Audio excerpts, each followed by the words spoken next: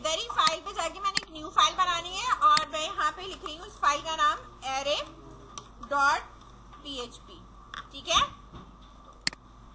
.php save करा मैंने। array.php के नाम से मेरे पास ये क्या हो गई है, फाइल सेव हो गई है, ठीक है। नॉर्मली मैं सिर्फ आपको अभी ये PHP का कोड लिखकर दिखा रही हूँ, मैंने कोई फॉर्म वॉर्म कुछ नहीं बनाया, ठीक है। डॉलर हमने ले लिया है यहाँ पे कार, ठीक है। अब कार का मैंने एरे बनाना है तो मैंने यहाँ लिखा एरे, ठीक है। और जो भी मेरी कार नेम है वो मैं इन्वर्टेड कॉमास के अंदर यहाँ पे देती चली जाऊंगी, ठीक है।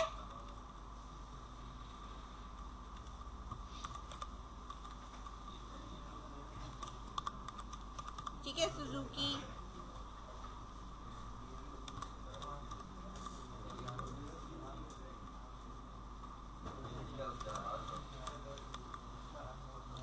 सही है।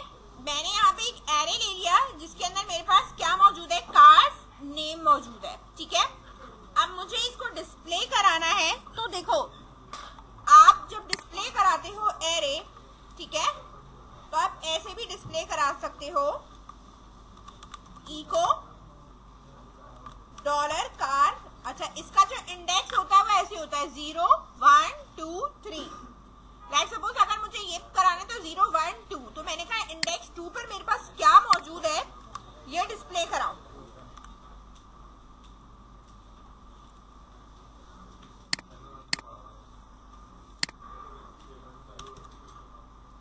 लोकल होस्ट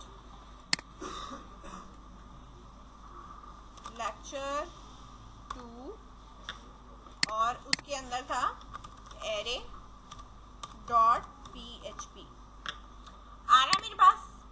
जैसे जैसे मैंने इंडेक्स चेंज करना है, जैसे लेट सपोज मैंने इंडेक्स यहाँ पे दे दिया 3, नाउ मेरे पास वैल्यू चेंज होगी। अच्छा, अब मैं अगर आउट ऑफ द इंडेक्स की बात कर रही हूँ, मेरे पास सिर्फ 3 इंडेक्स ही है, मैं कह दूं 7, क्या कह दूं मैं 7, तो मेरे पास यहाँ पर एरर आना चाहिए। अनडिफाइंड एरे की 7, यानी जो एरे की 7 है वो अनडिफाइंड है, यानी की है ही नहीं है, ठीक है। समझ में आ रही है बात।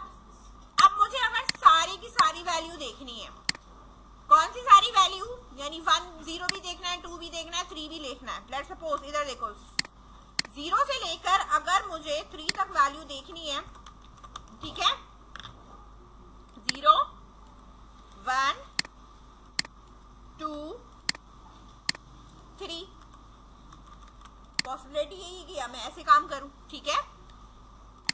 आ रहा है ये लिखा हुआ, इनके बीच में अभी कोई गैप नहीं, क्योंकि मैंने यहाँ कोई ब्रेक वगैरह कुछ लगाया हुआ नहीं है, ठीक है। बात दरअसल यहाँ पे ये है कि ये चीज क्या हो रही है, रिपीटेड हो रही है, लेकिन सिर्फ चीजें क्या बढ़ रही है, अंदर की सिर्फ नंबरिंग बढ़ रही है। तो इस चीज को क्या पॉसिबिलिटी है, मैं किस चीज से कर सकती हूँ, पॉसिबिलिटी बताओ ना मुझे, कि मैं इसको जो है अगर कर रही हूं तो मेरी पॉसिबिलिटी क्या है। अगर मेरे पास एरे के अंदर 100 वैल्यू होंगी तो मैं इस तरह का 100 दफा लिखूंगी।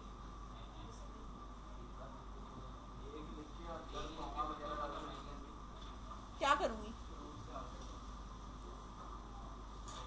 जावास्क्रिप्ट में पढ़ा होगा आपने,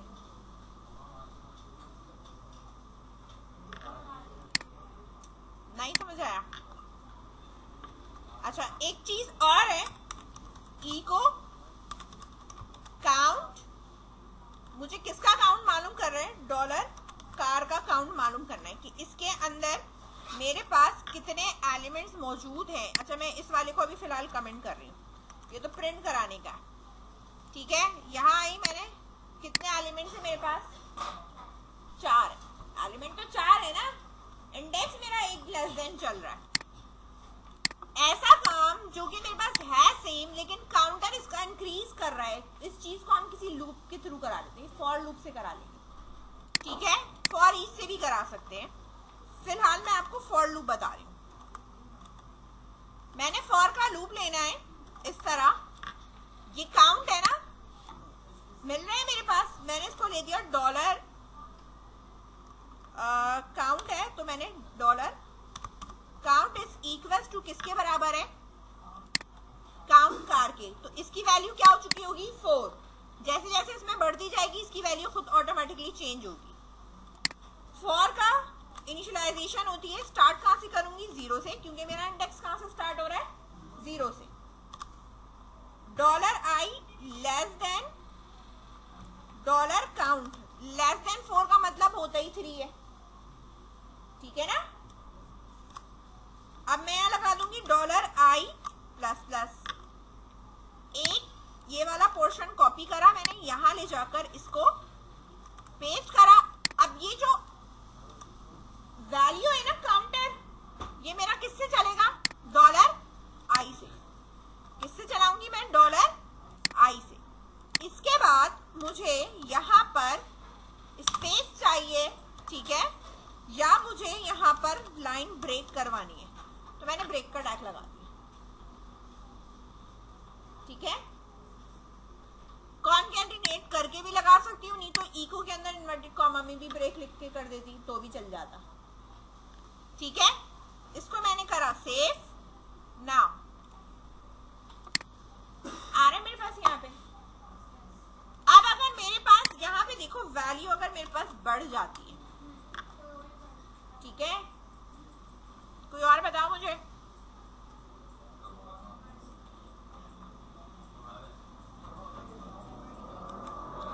रुको एक मिनट, अभी मैंने यहाँ लिखा है ABC, ठीक है। लेट्स सी, ये देखो बढ़ रही है ना, तो मेरे पास लूप में कोई चेंजेस नहीं आ रही, ऐड हो रहा है। समझ में आ रही है बात। अगर मैं यहाँ से कम भी कर दूंगी, इधर देखो, अगर मैंने यहाँ से 2 वैल्यू को यहाँ से कट भी कर दिया और सेव करा, तो मेरे पास लूप में किसी किस्म की चेंजेस नहीं है। जितनी वैल्यू होगी काउंट उतना ही बनेगा, लूप उतनी ही दफा चलेगा। समझ में आई बात।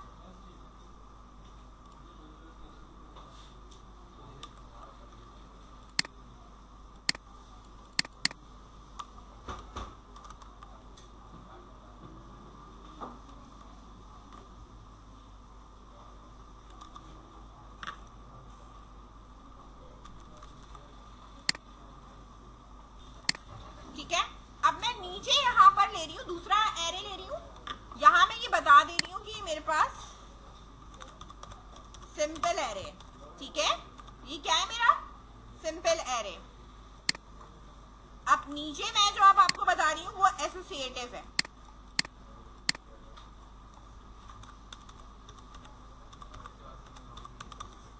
एसोसिएटिव एरे है मेरे पास, ठीक है। और एसोसिएटिव एरे के बाद जो है वो मैं यहाँ पे लेट्स सपोज मैंने लिखा डॉलर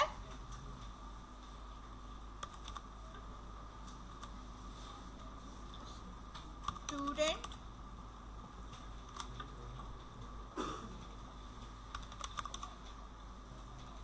मैंने लिखा है स्टूडेंट और उसकी ईमेल है मेरे पास। क्या है स्टूडेंट और इसकी ईमेल है। तो मैं यहाँ पे जब एरे बनाऊंगी तो मैं बनाऊंगी एरे ऐसे ही, बनाना मुझे एरे ऐसे ही है।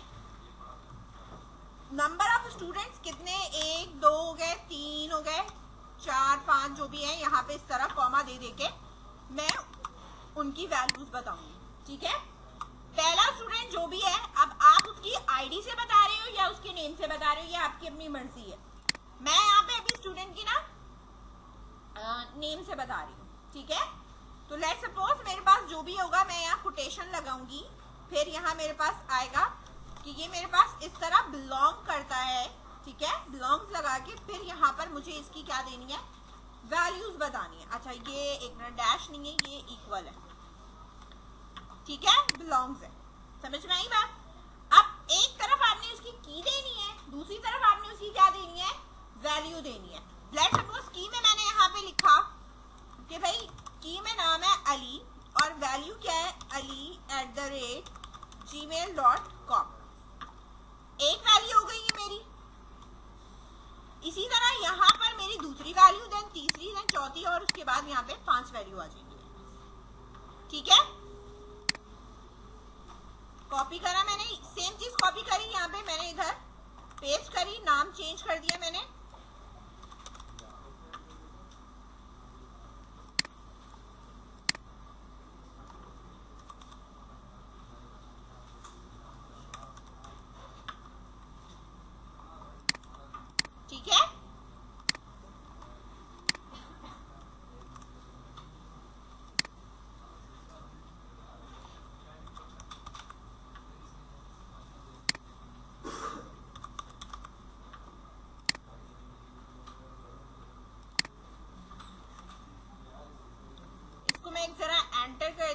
ताकि ये थोड़ा आपको विजिबल रहे, ठीक है।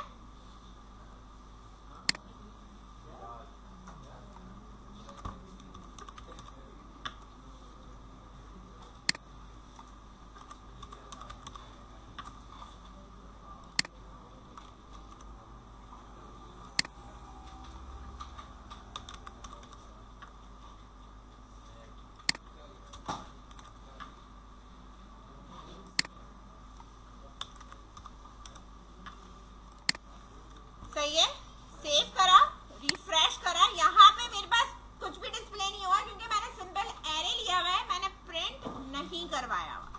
सही है, अगर मुझे कुछ भी प्रिंट करवाना है, सिंपल अगर प्रिंट कराना है, लूप के बगैर की बात कर रही हूँ, इको मेरे पास इसका जो भी है, ये देखो बहुत बड़ा नाम है, तो मैं सिर्फ इसको यहाँ पे शॉर्ट करके std ईमेल कर दे रही हूँ, ठीक है ना। ठीक है, शॉर्ट इसलिए करा ताकि लिखने में आसानी हो। इको लिखा मैंने, यहाँ पे ये लिखा, और मैंने यहाँ इसकी की बता दी। की में मैंने यहाँ पे लिखा बिलाल, लिख दिया मैंने, जो यहाँ की बनी हुई है। सेव करा, नाउ रिफ्रेश करा, मेरे पास ये आ गया, ईमेल आ रही है, ठीक है। अगर मैं इस चीज को फॉर के लूप में डालती हूँ, किसके लूप में डाल दूं? फॉर के लूप में। इधर डॉलर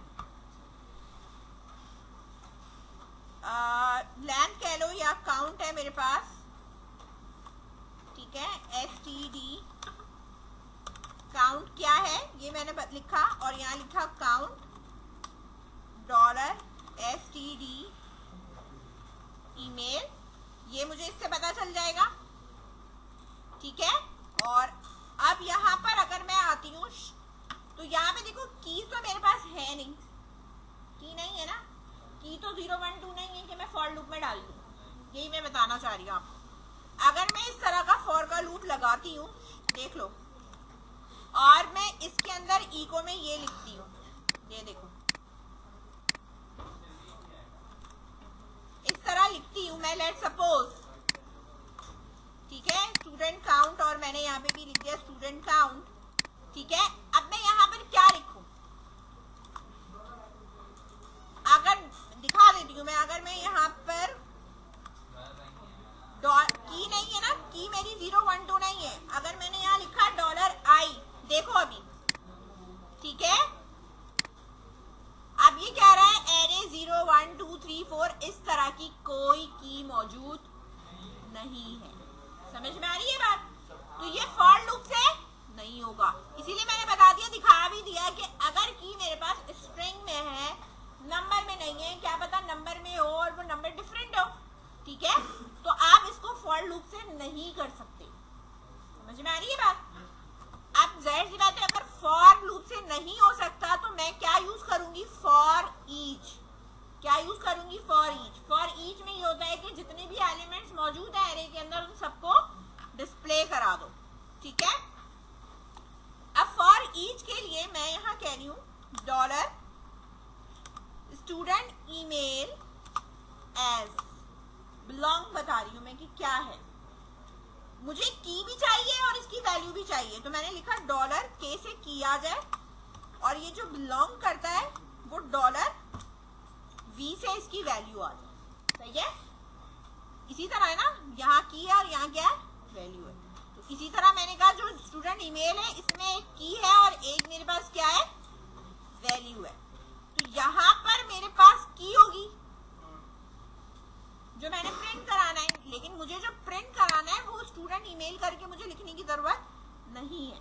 मैं यहाँ लिखूंगी डॉलर के प्रिंट कराना है, डॉट, ठीक है, कॉलन इस तरह हो, और इसके साथ डॉट लगाकर डॉलर उसकी जो भी वैल्यू बनती है वो लिखनी है, देन इन्वर्टेड कॉमा, और देन यहाँ पे मैंने ब्रेक का टैग लगा। समझ गए? मतलब इको के अंदर मेरे पास क्या चीजें आ रही हैं? एक मिनट, अब क्या कह रहा है? कहाँ टर्मिनेटर लगा दिया मैंने? फॉर ईच नहीं लिखा है, सॉरी, बोला मैंने फॉर ईच और लिखा नहीं, ठीक है, फॉर ईच आएगा यहाँ पे। सही है, फॉर का लूप तो है नहीं वो, ठीक है। यहाँ मेरे पास क्या लगेगा, फॉर ईच, ठीक है। बोल में फॉर ईच नहीं लिखा है मैंने, फॉर है। यहाँ आने के बाद मैंने रिफ्रेश करा, ये आ रहा है, की भी आ रही है और इसके साथ इसकी वैल्यू भी आ रही है। समझ में आई बात? ये एसोसिएटिव एरे कहलाता है, ठीक है। यहाँ फॉर ईच लिख लेना भाई, फॉर नहीं है ये। स्टूडेंट ईमेल बिलोंग्स करती है की और वैल्यू को, और आप यहाँ पर की और देन वैल्यू इस तरह देख सकते हो जी। हाँ, अब ये काउंट इसकी जरूरत नहीं है, फॉर ईच में काउंट की जरूरत नहीं होती। जितने भी एलिमेंट्स एरे के अंदर होंगे वो खुद आइटरेट करेगा, खुद ही डिस्प्ले करेगा, ठीक है। ये एसोसिएटिव एरे होता है आपका।